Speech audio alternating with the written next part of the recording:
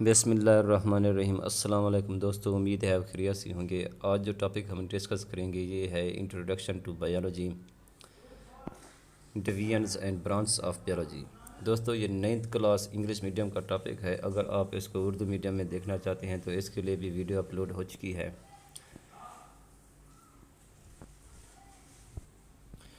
दोस्तों इस लेक्चर में मैं आपको मुख्तलिफ़ किस्म की वीडियोस के ज़रिए समझाने की कोशिश करूंगा ताकि आपकी कंसेप्ट क्लियर हों। इंशाल्लाह वीडियो देखने के बाद आपके कंसेप्ट क्लियर हो जाएंगे। वीडियो शुरू करने से पहले गुजारिश है कि अगर आप इस चैनल पर नए आए हैं तो चैनल को ज़रूर सब्सक्राइब करें और साथ में बेल आइकन भी दबा दें ताकि आपको हर आने वाली वीडियो की अपडेट मिलती रहे। वीडियो अच्छी लगे तो लाइक्स और कमेंट्स ज़रूर कीजिएगा, शुक्रिया। तो दोस्तों आते हैं अपने टॉपिक की तरफ, इंट्रोडक्शन टू बायोलॉजी। ज़िंदगी के साइंसी मुताले को बायोलॉजी कहते हैं, या ज़िंदगी के मुतालिक सोच विचार करने को बायोलॉजी कहते हैं कि ज़िंदगी किस तरह वर्क कर रही है, या एक जानदार किस तरह ज़िंदा है और ये किस तरह से अपनी नस्ल आगे बढ़ा रहा है। तो देखते हैं कि Biology is the scientific study of life. The word biology has been derived from two Greek words, bios meaning life and logos meaning thoughts or reasoning. Biology दो अल्फाज का मजमुआ है, एक बायोस जिसका मतलब है ज़िंदगी और दूसरा लोगोस जिसका मतलब है सोच विचार करना और वजह तलाश करना। तो बायोलॉजी का मतलब है ज़िंदगी के मुतालिक सोच विचार करना या वजह तलाश करना।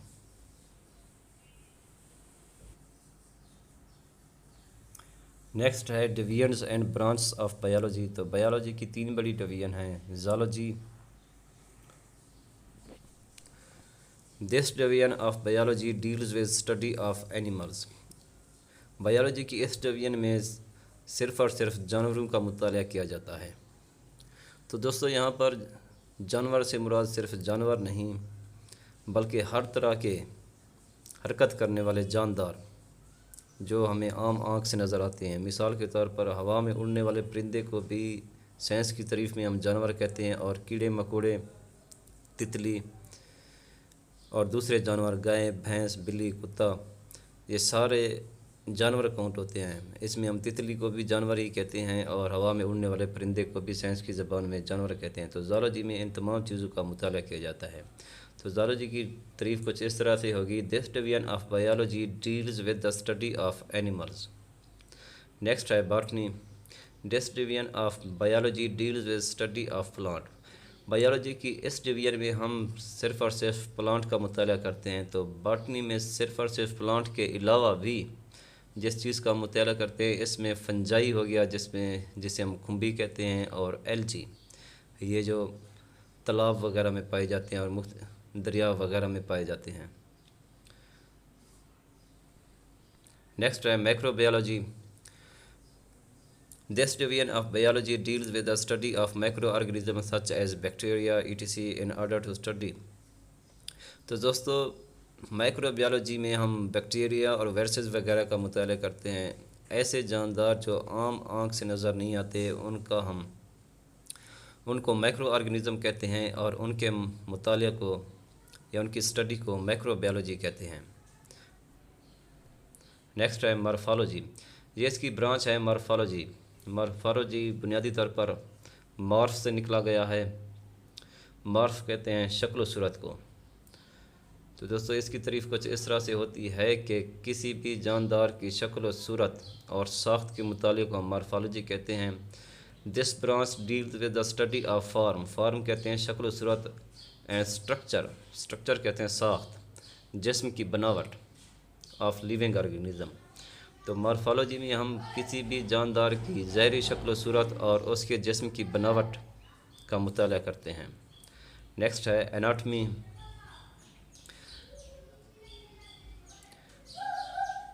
The study of internal structure is called anatomy. तो ये इंसान की एनाटमी आपके सामने है, आप देख सकते हैं। एनाटमी में किसी भी जानदार के जिस्म के अंदर जो अंदरूनी अज़ा पाए जाते हैं, मिसाल के तौर पर ये इंसान की एनाटमी आपके सामने है। इसमें दिल, गुर्दा, फेफड़े, ये जितनी भी चीज़ें हैं ना, इसका मुताला हम एनाटमी में करते हैं। नेक्स्ट है histology, the microscopic study of tissue is called histology. Microscope की मदद से टिशू का मुताला हिस्टोलॉजी कहलाता है। टिशू क्या होता है? टिशू एक ही किस्म के सेल्स होते हैं जो कि एक ही फंक्शन सर अंजाम देते हैं। मिसाल के तौर पर जो हार्ट के टिशू होते हैं, दिल के टिशू, इनका काम होता है खून को पंप करने में मदद देना, और जो मैदे के टिशू होते हैं इनका काम होता है खुराक को हज़म करने में मदद देना। तो ये टिशू एक ही काम सर अंजाम देते हैं, ये फंक्शनली सिमिलर होते हैं। नेक्स्ट है cell biology. The study of the structure and function of cell and cell organelles is called cell biology. This branch is also deals with the study of cell divisions. तो cell biology में जो चीज़ हम discuss करते हैं, इसमें cell के अंदर पाए जाने वाली ऑर्गेनेल्स कहते हैं सेल के अंदर पाए जाने वाले जो उज़ू होते हैं। मिसाल के तौर पर गाल्जी body, nucleus, chromosome, mitochondria, ribosome, तो ये सब सेल में के अंदर पाए जाते हैं। सेल के अंदर इनको क्या कहते हैं? सेल ऑर्गेनेल्स कहते हैं।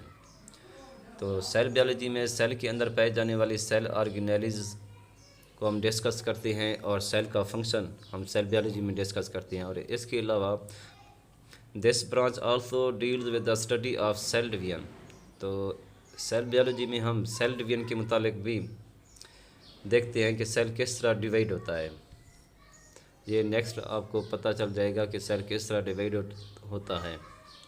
नेक्स्ट है physiology. This branch deals with the study of the function of different parts of living organism. Physiology में दोस्तों हम जो चीज़ डिस्कस करते हैं वो है एक ज़िंदा जानदार में मुख्तलिफ़ किस्म के अज़ा जो पाए जाते हैं वो कौन सा काम सर अंजाम देते हैं। मिसाल के तौर पर इंसान में हार्ट पाया जाता है, दिल कौन सा काम सर अंजाम देता है? ये खून को पंप करता है, गुर्दे खून को साफ़ करते हैं। तो फिजियोलॉजी में किसी भी जानदार के अंदर पाए जाने वाले मुख्तलिफ़ किस्म के अज़ा जो काम सर अंजाम देते हैं उनका मुताला किया जाता है। This branch deals with the study of the function of different parts of living organism. Next है genetics. The study of genes and their roles in inheritance is called genetics. Genetics में जो चीज़ हम डिस्कस करते हैं ये है jeans का मुताला करते हैं और जीन्स का विरासत में किरदार। अब जीन्स क्या होते हैं? जीन्स एक विरासती मादा है जो कि खसूसियत रखता है अपने आबा व अजदाद की। एक जीन्स किसी भी जिस्म की या किसी भी जानदार की एक खसूसियत को कंट्रोल करता है। कोई जीन्स जिस्म के कलर को कंट्रोल करता है, कोई आंखों के कलर को, कोई हाइट को कंट्रोल करता है, कोई आवाज़ को। तो ये जो वालिदैन की जो खसूसियत होती हैं ये जीन्स में होती हैं, और ये जीन्स इस खसूसियत को अगली नस्ल में मुंतकिल करते हैं। तो जेनेटिक्स में हम डिस्कस करते हैं जीन्स को और इसका विरासत में किरदार कि ये किस तरह से अपने आबा-ओ-अजदाद या वालिदैन की खसूसियत अपनी औलाद में मुंतकिल करते हैं। Inheritance mean the transmission of character from one generation to another. Inheritance विरासत से मुराद क्या होता है कि एक खसूसियात का एक नस्ल से दूसरी नस्ल में मुंतकिल होना। नेक्स्ट है embryology. It is the study of the development of an embryo to new individual.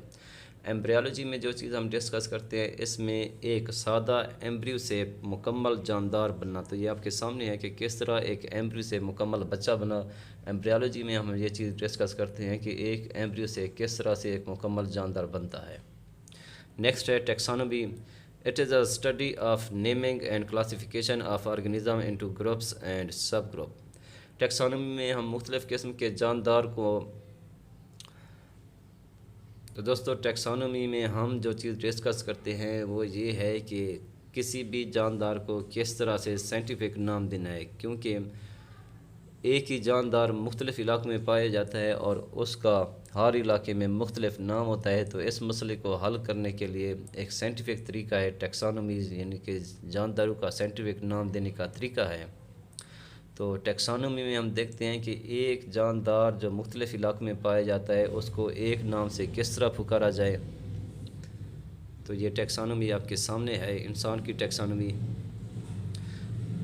Next है palaeontology. In this it is the next है पैलियोंटोलॉजी।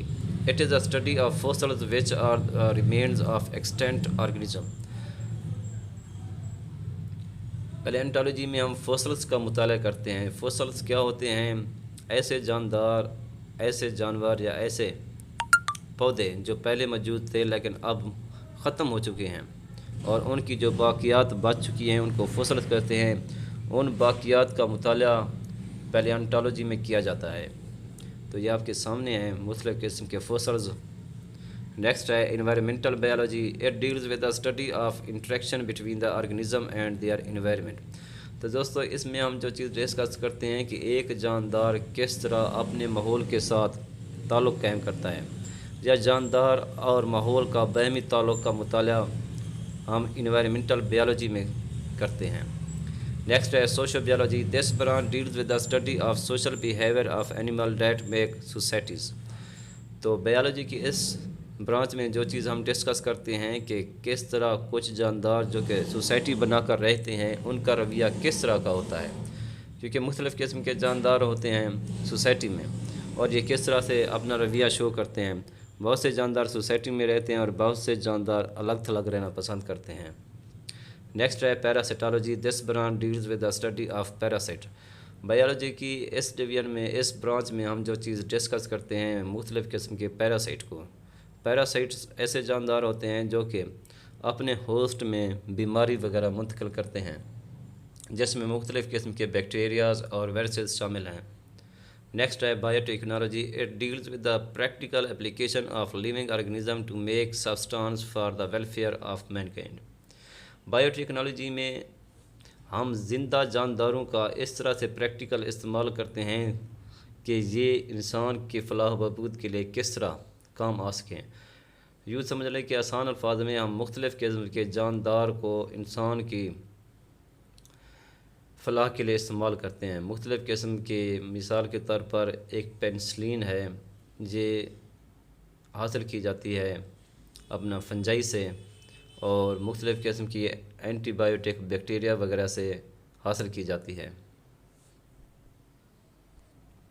बायोटेक्नोलॉजी में हम मुख्तलिफ़ किस्म के जानदार को इस तरह से इस्तेमाल करते हैं कि ये किस तरह से।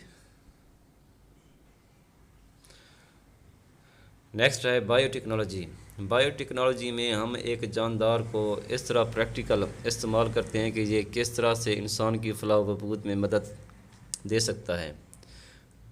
Biotechnology it deals with the practical application of living organism to make substance for the welfare of mankind. मुख्तलिफ़ किस्म के सब्सटेंस यानी कि मवाद वगैरह हासिल किए जाते हैं या केमिकल हासिल किए जाते हैं इंसान की फलाह के लिए।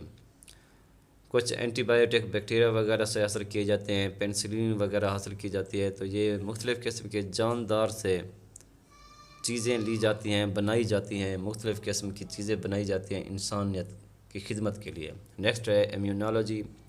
It is the study of immune system of animal which defend the body against invading microbes. Immunology में हम डिस्कस करते हैं किसी भी जानदार का इम्यून सिस्टम। इम्यून सिस्टम क्या होता है? ये प्रोटेक्ट करता है मुख्तलिफ़ किस्म के माइक्रोब्स या मुख्तलिफ़ किस्म के ऐसे जानदार जो कि किसी भी जानदार में बीमारी पैदा कर सकते हैं।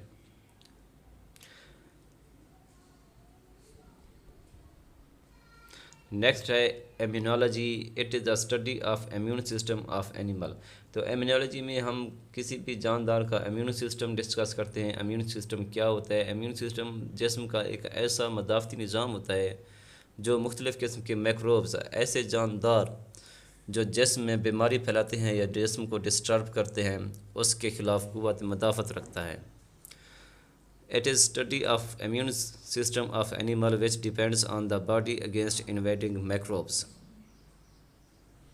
Next है entomology. It is a study of insect. नाम से ज़ाहिर है तो हशरात वगैरह का मुताला हम एंटोमोलॉजी में करते हैं। नेक्स्ट है pharmacology. It is the study of drugs and their effect on the system of human body. तो फार्माकोलॉजी में जो चीज़ हम डिस्कस करते हैं मुख्तलिफ़ किस्म की अद्वियात किस तरह इंसानी जिस्म पर असरअंदाज होती है। उम्मीद है वीडियो आपको अच्छी लगी होगी। अगर वीडियो अच्छी लगी हो तो चैनल को ज़रूर सब्सक्राइब कीजिएगा। शुक्रिया।